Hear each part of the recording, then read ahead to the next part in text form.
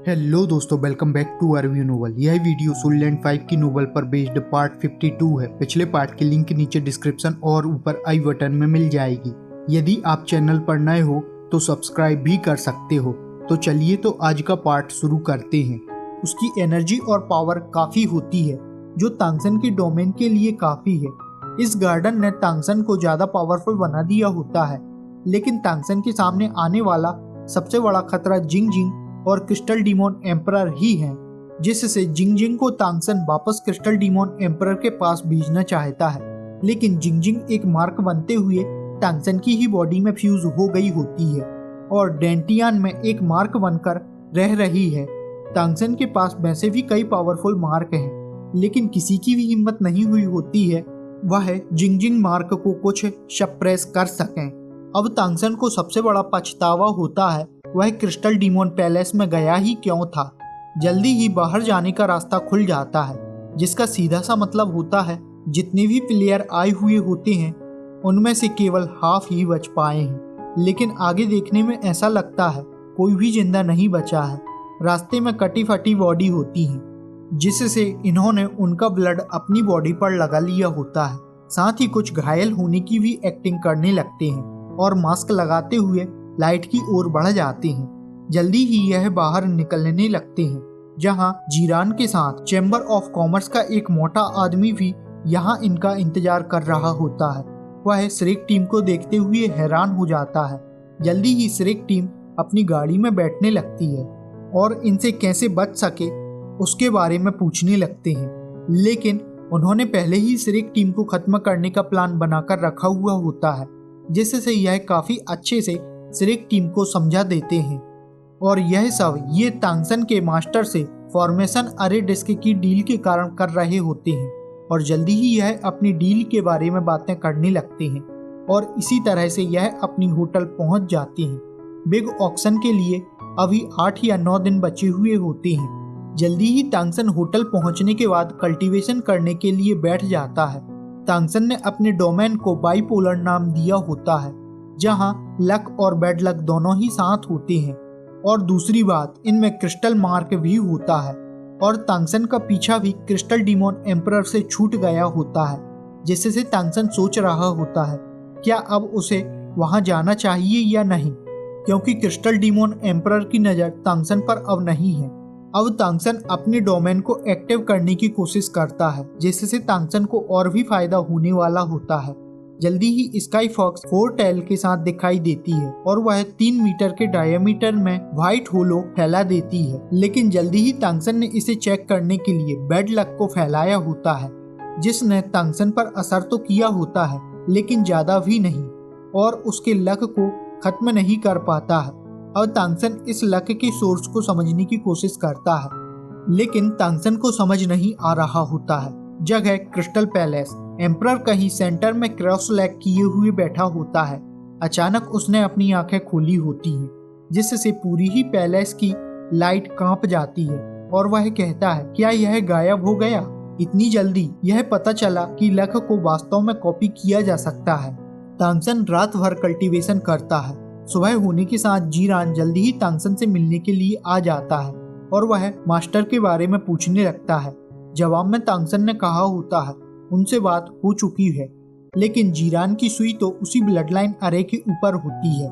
इस पर तांगसन ने कहा होता है मास्टर ने पहले ही इसके बारे में बात कर ली थी, उसे बदला नहीं जा सकता है। वहीं तांगसन धीरे से टाइम क्रोकोडाइल ब्लड लाइन की बात भी सामने रख देता है।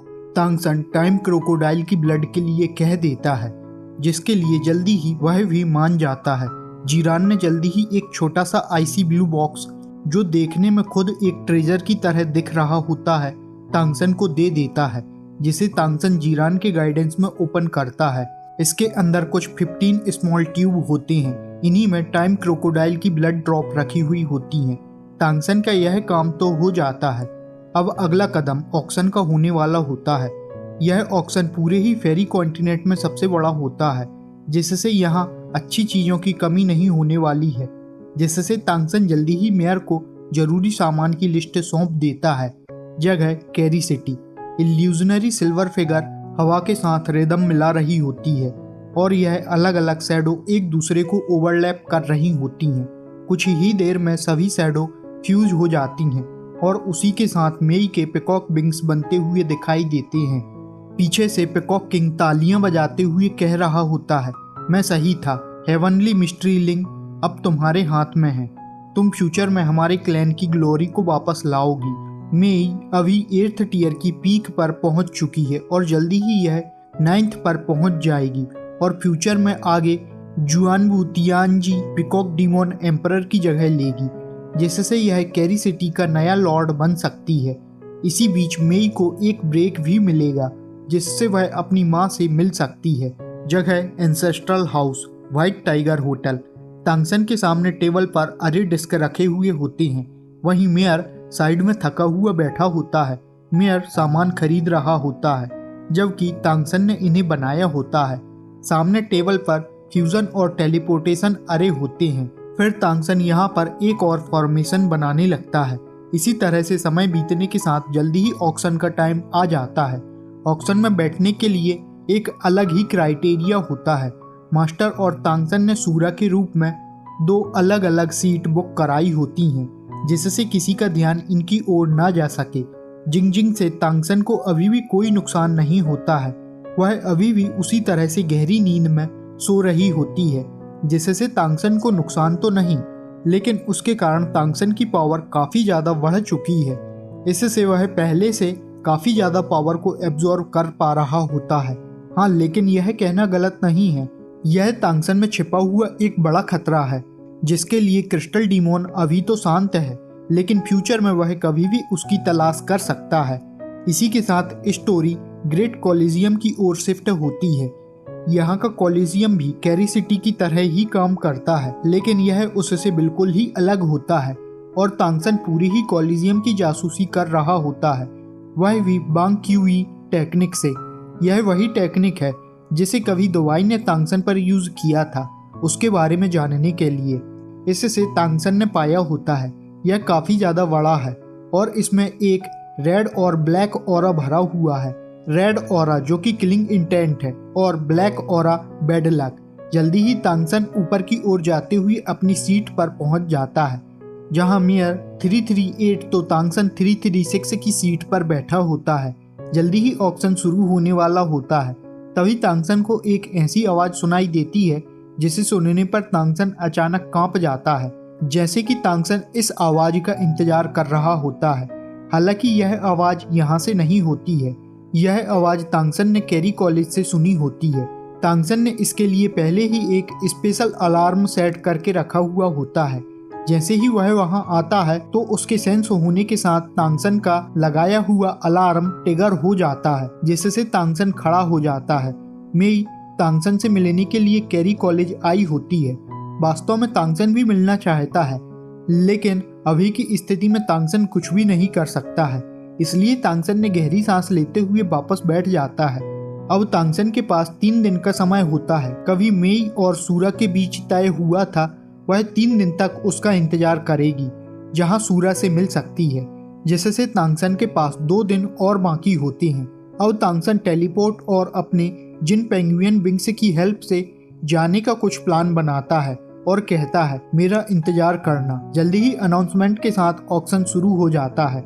यह भी 3 दिन तक चलेगा और ऑब्जेक्ट के हिसाब से दिन बटे हुए हैं।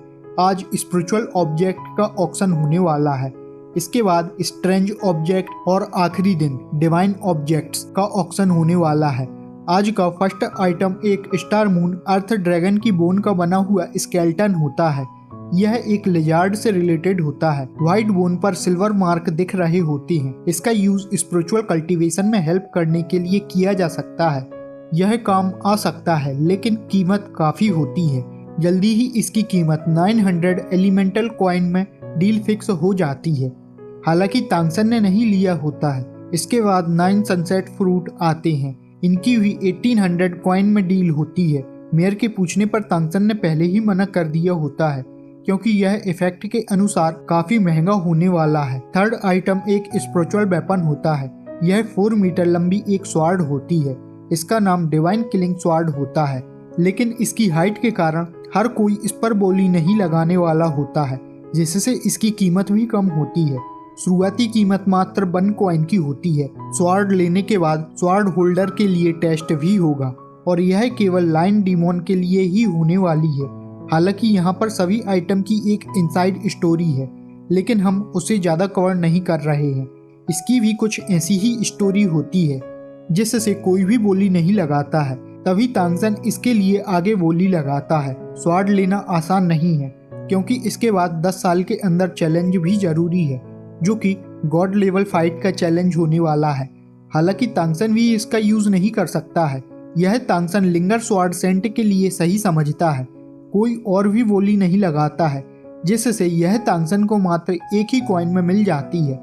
देखते ही देखते टाइम निकलने लगता है। फिर जल्दी ही एक आइटम आता है जो गोल्डन विंग्स रॉक वर्ड की 10 ब्लड ड्रॉप्स होती हैं, जो 9 टियर की पीक पर होती हैं। स्टार्टिंग प्राइस 300 कॉइन होते हैं, जिसकी कीमत लगातार बढ़ने लगती है और 800 कॉइन तक हो जाती है। मेयर लेना तो नहीं चाहता, लेकिन तांगसन के कहने पर 1000 की बोली लगा देता है और कुछ ही समय में यह इनका हो जाता है। इसके बाद फिर से ब्लड ड्रॉप आती है जो कि अर्थ स्प्रिट ट्री की होती है। तांगसन इसे लेना तो चाहता है, लेकिन इसके पास ज्यादा पैसे भी नहीं होते हैं। इसके बाद लास्ट 3 आइटम आने वाले होते हैं। उन्हीं 3 आइटम में से एक तियानियू माउंटेन से होने वाला होता है। इसका नाम तियानियू माउंटेन से ही आया होता है, जो है हेवनली फॉक्स क्राउन। साथ ही में इसमें एक जेम जैसा लगा हुआ होता है, लेकिन तांगसन उसे पहचान जाता है। यह कुछ और नहीं बल्कि हेल गार्डन में व्हाइट लोटस फ्लावर का सीड है। यह हेवनली ट्रिब्यूलेशन को रोक देता है। हालांकि इसके और भी फायदे हैं, यह तो मात्र उनमें से एक है, जिसके आने के साथ हद से भी ज्यादा शोर होने लगता है। हेवनली ट्रिब्यूलेशन मेरे ख्याल से वही है जो गॉड लेवल के पहुंचने पर थंडर स्ट्राइक होती है। मेयर लेने के बारे में सोचता ही है, 3000 से सीधे ही 10,000 कॉइन कीमत कर देता है। लेकिन कीमत यहाँ रुकने वाली नहीं होती है। लेकिन इसी समय एक और आवाज सीधे ही 30,000 से 50,000 कीमत कर देती है और उसी आवाज में हमें सुनने को मिलता है, यह क्रिस्टल की बिस है। तांगसन तो वैसे ही इस आवाज को सुनकर पगला सा जाता है, क्योंकि यह क्रिस्टल डीमॉन होता है, जिससे पूरे ही ऑक्शन में सन्नाटा छा जाता है। उसके आने के साथ तांगसन अपने क्रिस्टल मार्क को देख रहा होता है, जिसने कोई भी रिएक्ट नहीं किया होता है। और कुछ लोग सोच रहे होते हैं, क्या क्रिस्टल डीमॉन एम्परर अपने सक्सेसर के लिए यह स्टोन लेने आए हैं? लेकिन किसी को भी नहीं पता होता है उनका सक्सेसर कौन है। फिर तांगसन को भी यह जानकर राहत महसूस होती है कि जिंगजिंग ने कोई भी रिएक्ट नहीं किया होता है। फिर एक और पावरफुल ट्रेजर आता है। यह रिचेन एम्पायर के पहले लीडर से रिलेटेड होता है। यह एम्परर तियानियांग फ्लावर की एक पैलेट होती है, जो कि एक पावरफुल ब्लड लाइन होती है। इसके साथ ही यह किसी नेगेटिव सेंस को और किलिंग इंटेंट को भी खत्म कर देती है। यहाँ पर आने वाले सभी ऑब्जेक्ट तांगसन को काफी ज्यादा पावरफुल बना सकते हैं, जिससे तांगसन इन्हें लेना भी चाहता है। लेकिन तांगसन का बजट इनके आसपास हवा में भी कहीं नहीं ठहरता है, जिससे तांगसन को यह सब आइटम देखते हुए कभी कभी गुस्सा भी आता है। और इस आइटम की शुरुआत की बोली ही एम्परर ने शुरू की होती है। जल्दी ही इसकी कीमत 1 लाख तक हो जाती है, लेकिन 1 लाख की बोली के बाद ही क्रिस्टल डीमॉन एम्परर की आवाज सुनाई देती है, जो कुछ गुस्से में बोलता है, जिससे तांगसन भी कांप जाता है, क्योंकि इस बार तांगसन के क्रिस्टल मार्क ने कुछ हरकत की होती है। लेकिन कुछ ही समय में सब कुछ शांत हो जाता है। तांगसन भी ठीक होता है। इसके बाद जल्दी ही लास्ट आइटम लाया जाता है। यह कोई व्हाइट सिल्वर कलर की डिस्क होती है। यह एक टाइम कंट्रोल अरे डिस्क होती है, जिसे किसने बनाया यह पता नहीं, लेकिन टाइम क्रोकोडाइल को इससे कोई समस्या नहीं है। इसकी कीमत 3000 से शुरू होती है। इसे तांगसन ने ही बनाया होता है, लेकिन तांगसन को इसकी उम्मीद बिल्कुल भी नहीं होती है कि यह एक लास्ट आइटम हो सकता है। इसके आने के साथ तांगसन खुद को रिच फील करने लगता है। कुछ ही समय में इसकी बोली 10,000 हो जाती है, जिससे मेयर कहने लगता है, तुम तो रिच हो तांगसन। यह सब मेयर इसकी कीमत को सुनते ही कांपती हुई आवाज में कह रहा होता है और इसकी कीमत लगातार बढ़ती जाती है। बीच बीच में जीरान भी इसकी कीमत बढ़ा रहा होता है, जिससे कोई और भी बोली लगाए, और होता भी ऐसा ही है। और आखिरकार इसकी बोली 36,000 पर जाकर रुक जाती है। इसी के साथ यह वीडियो यहाँ खत्म होता है। यदि एक्सप्लेनेशन पसंद आए तो वीडियो को लाइक और कमेंट कर सकते हो। हम मिलते हैं नेक्स्ट वीडियो में। Thanks for watching.